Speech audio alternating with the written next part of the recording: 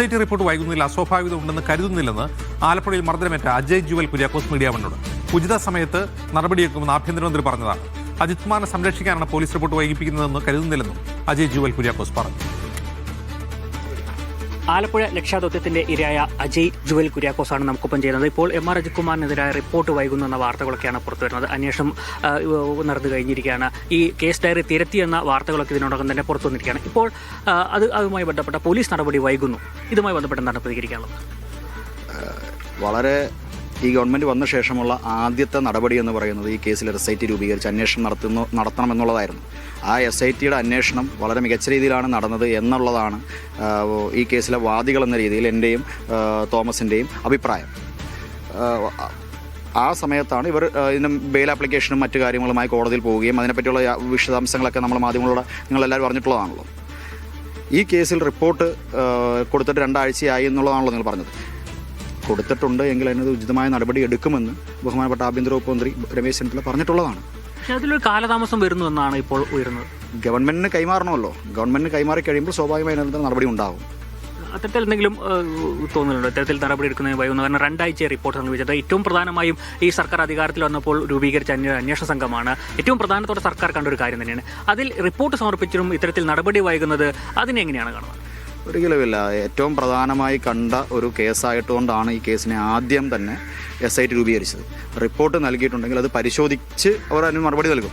നാളെ ഇതിനെതിരെ അദ്ദേഹത്തിന് KIT പോകാനുള്ള അധികാരമൊക്കെ ഉള്ളതാണ്. അതേപറ്റി കൃത്യമായി പഠിക്കണ്ടേ? കൃത്യമായി പഠിച്ച ശേഷം റിപ്പോർട്ട് നൽകും എന്നുള്ളതാണ്. അതിൻ്റെ കാലതാമസമാണ് എടുക്കുന്നുള്ളതാണ് ഞാൻ മനസ്സിലാക്കുന്നത്. പോലീസ് ഏതെങ്കിലും തരത്തിൽ MR അജിത് കുമാറിനെ സംരക്ഷിക്കുന്നതിൻ്റെ ഭാഗമായിട്ടാണോ ഇത്തരത്തിലൊരു വൈകിപ്പിക്കുന്നത് തോന്നുന്നു? ഒരിക്കലുമില്ല. എനിക്ക് തോന്നുന്നില്ല. അങ്ങനെ ആയിരുന്നുവെങ്കിൽ ഒരിക്കലും അദ്ദേഹത്തിലേക്ക് ഈ അന്വേഷണം ലീഡ് ചെയ്യത്തില്ലായിരുന്നു.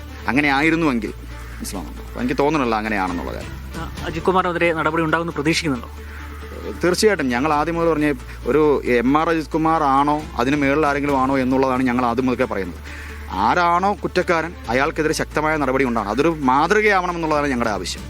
അതുകൊണ്ടാണ് ഈ കേസിൽ ഞങ്ങൾ ഓരോ ഘട്ടത്തിലും വളരെ കൃത്യമായി ഫോളോ അപ്പുകളോടുകൂടി മുമ്പോട്ട് പോകുന്നത്. ഗവൺമെൻറ് പൂർണ്ണ പിന്തുണയാണ് ഈ കേസിൽ നൽകുന്നതെന്നുള്ളതാണ് ഞാൻ മനസ്സിലാക്കുന്നത്. അതുകൊണ്ട് തന്നെയാണ് ഈ കേസിൽ ഏറ്റവും ആദ്യം തന്നെ SIT രൂപീകരിച്ചതും അതുപോലെ തന്നെ ഈ കേസിൻ്റെ ഓരോ ഘട്ടത്തിലും കൃത്യമായ രീതിയിലാണ് SITയുടെ അന്വേഷണം മുമ്പോട്ട് പോയിക്കൊണ്ടിരിക്കുന്നത്. അതിന് പൂർണ്ണ പിന്തുണ പൊതുജനങ്ങളുടെ ഭാഗത്തുനിന്നും കൂടിയുണ്ട്. അത് നമ്മൾ മനസ്സിലാക്കണം.